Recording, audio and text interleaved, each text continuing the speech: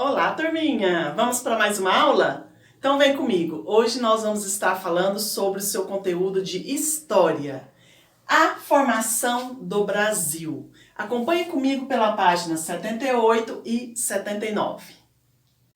Aqui na página 78 e 79 do seu livro, vocês poderão ver uma figura, tá? Essa figura. Lá embaixo na figura está escrito assim: Marujada, no Quilombo, Mangal e Barro Vermelho, município de Sítio do Mato, estado da Bahia, 2015. Então essa foto foi tirada no ano de 2015. O que quer dizer? Que a marujada ou a chegança dos marujos é uma encenação praticada apenas por homens, que são os marujos. Porque antigamente, em muitos lugares, mulheres não podiam fazer parte da tripulação das embarcações. Nessa celebração, a maneira de dançar e cantar remete às festas de origem africana, que são as festas da origem dos negros. Então, porque nas fazendas de gado instaladas às margens do Rio São Francisco, trabalhavam muitos africanos. Então, que essa celebração é uma homenagem a um santo ou uma santa. Começa primeiro em canoas, naqueles barcos canoas, né? À beira das margens dos rios, acompanhada pelos espectadores, são as pessoas que estão assistindo ali por perto, que ficam nas margens do rio. Após o desembarque, os marujos seguem em cortejo, cantando e tocando pandeiro em direção à igreja católica da comunidade, para agradecer e pedir proteção. Naquela época, eles eram muito religiosos, então eles pediam proteção sempre na igreja católica. Na página 79, vamos lá ler o que está escrito lá. Vamos conversar. O Rio São Francisco sempre foi local de passagem para várias regiões do Brasil. Às suas margens foram instaladas muitas fazendas de gado, nos locais onde acontecem as marujadas, como Mangal e Barro Vermelho, na Bahia. Cultiva-se a herança cultural dos escravizados que trabalhavam nessas fazendas associada às tradições católicas. Observe a imagem e converse com os colegas e com o professor sobre se as manifestações culturais brasileiras provém apenas de uma origem ou de várias. Você conhece alguma? Nós conhecemos várias. Aqui na nossa região, da nossa origem, as tradições aqui no nosso Brasil, as culturas brasileiras, nós sabemos que tem o quê? O carnaval, é muito festejado, a cavalhada, principalmente em lugares nos interiores, né? Fazem muito essa festança da cavalhada, a capoeira, o frevo, o Bumba Meu Boi, o folclore lembra muito disso. Vamos agora para a página 80, os povos indígenas. Nós vamos estar falando sobre os índios, os povos indígenas. Vamos ver então. Quando os portugueses chegaram ao Brasil, encontraram vários povos em um território muito diferente do europeu. Quem eram esses povos? Os índios, que eles encontraram aqui. E esse território é o quê? É uma grande extensão de terra, é uma propriedade. Isso é chamado de território. Então, quando os portugueses chegaram aqui no Brasil, eles viram uns povos diferentes, que são os índios, né? Que viviam de modo diferente, uma cultura diferente. Naquela época, quando eles faziam essas viagens marítimas, né, por as embarcações, eles tinham uma pessoa apropriada para depois enviar cartas, enviar notícias para o rei de Portugal, como está sendo a viagem, o que eles encontraram durante a viagem. Então, a notícia era chegada por meio de cartas para o rei de Portugal.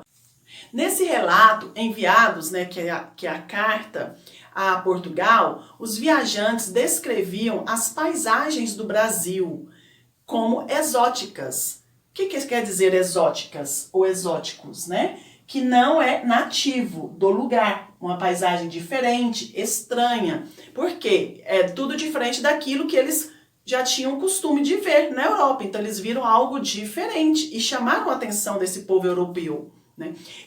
E também eles viram frutas diferentes, vegetais desconhecidos, florestas grandes e cheias de animais perigosos. Porque aqui é uma terra rica, então eles viram que a terra era rica em vegetais, em animais. E por causa da riqueza natural e do calor, o Brasil era descrito como paraíso terrestre.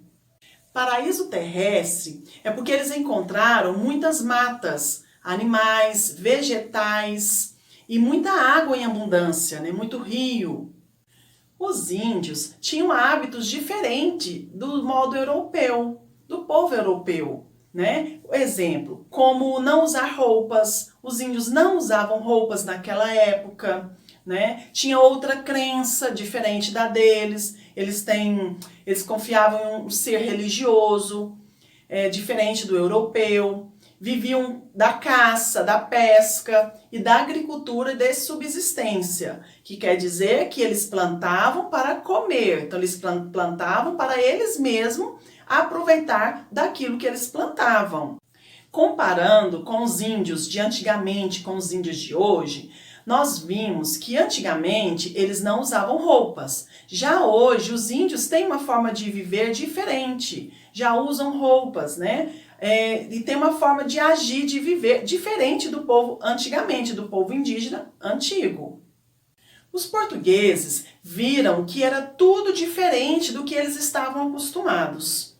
E eles começaram a considerar os índios bons e às vezes os índios selvagens, porque a maneira dos índios agirem era diferente daquilo que eles estavam acostumados. E eles começaram a pensar, a considerar os índios. Às vezes eles eram bons, bondosos, né? E às vezes eles eram selvagens.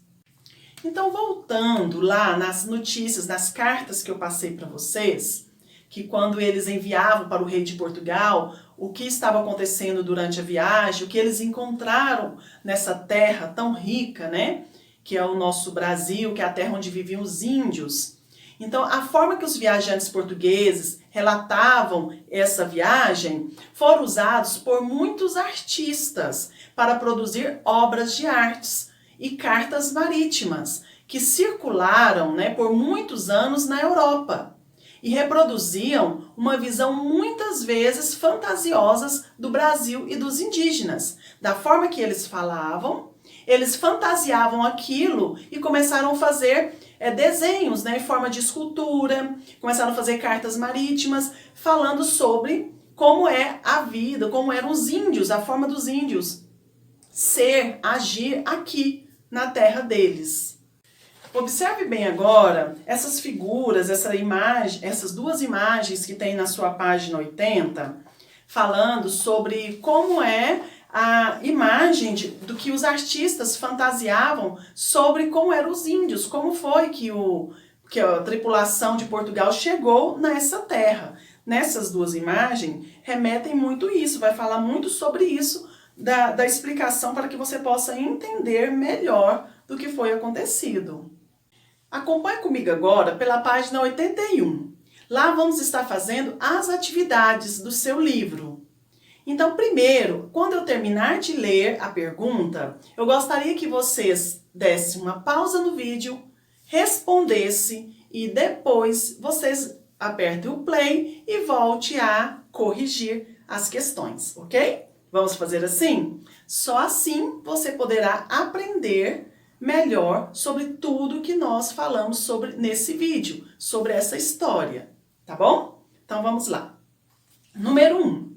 Por que os europeus retratavam os indígenas de forma fantasiosa?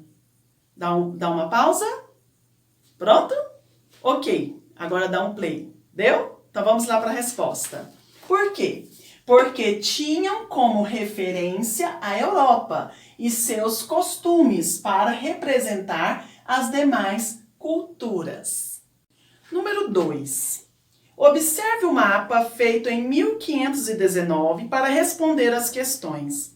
Comece a observar bem esse mapa, tá? Na letra A agora. Que momento o mapa está retratando? Essa imagem é uma representação real do Brasil ou imaginada pelos portugueses? Justifique. Observe bem o mapa. Agora dá uma pausa, responda. Depois você volta para fazer a correção. Pronto? Vamos então. Aqui na correção, no número 2, a letra A, tá? Qual é a resposta então? O mapa retrata a chegada dos portugueses ao Brasil. Em 1519, entanto, os portugueses conheciam apenas o litoral do Brasil. Portanto, o mapa retrata o imaginário dos viajantes sobre o território. Letra B. Faça uma descrição detalhada de como o Brasil e a população nativa são representados no mapa. Observe bem o mapa da número 2. Você vai fazer uma descrição. O que é isso? Escrever o que você observou nessa fotografia desse mapa. O que está acontecendo? O que você observou? Você vai escrever o que está acontecendo. Mas eu gostaria que vocês fizessem no seu caderno de história. Faça o cabeçalho bem organizadinho, bem caprichado. Copia o número 2 e a letra B. E comecem a fazer um pequeno texto. Mas eu quero lembrar vocês que o Brasil ele é representado por florestas com diversos tipos de animais, né, vegetais. E que os indígenas são retratados realizando várias atividades nesse mapa. Você pode observar que os índios estão fazendo várias atividades, como a extração do pau-brasil, que é uma árvore muito rica encontrada aqui no Brasil. Na próxima página, nós vamos estar falando sobre esse pau-brasil. Aí vai ficar melhor ainda para você responder também essa atividade, tá bom? Então aqui na página 82, iremos falar sobre o encontro entre os tupi e os portugueses. Então, em 1500, o território da Bahia era ocupado pelos tupi. E eles não se chamavam índios. Então, esse nome foi dado pelos portugueses por achá-los semelhantes aos habitantes das chamadas Índias. Os tupi viviam no litoral brasileiro, em aldeias com cerca de 302 mil habitantes. E, além de caçar, de pescar, eles cultivavam a mandioca, o milho, a batata doce, o abacaxi, a pimenta, entre outros, né? E o trabalho era dividido entre homens e mulheres. Por quê? E eles visavam também a subsistência. Lembra da agricultura de subsistência? Então, eles visavam a subsistência. Então, eles plantavam, colhiam para próprio consumo. Então, os homens caçavam, derrubavam mata, abrindo espaço para o cultivo, enquanto as mulheres se dedicavam ao plantio e aos cuidados das crianças. E as atividades que cabiam a todos juntos, como homens, mulheres e crianças, eram a pesca e a coleta de frutos, raízes e folhas. As crianças aprendiam muita coisa com seus pais, com os avós, com os irmãos. Então, eles acompanhavam seus pais, né? Então, eles aprendiam a pescar, a coletar os frutos, as raízes, como eu já tinha dito. E também eles brincavam muito. Então, eles brincavam em coletivo, sempre juntos. Suas brincadeiras são conhecidas até hoje. Como a peteca, é um brinquedo que eles usavam, ainda usam. Nós até brincamos de peteca, né? Que é feito também com penas dos animais. O cabo de guerra, o arco e flecha, entre outras brincadeiras.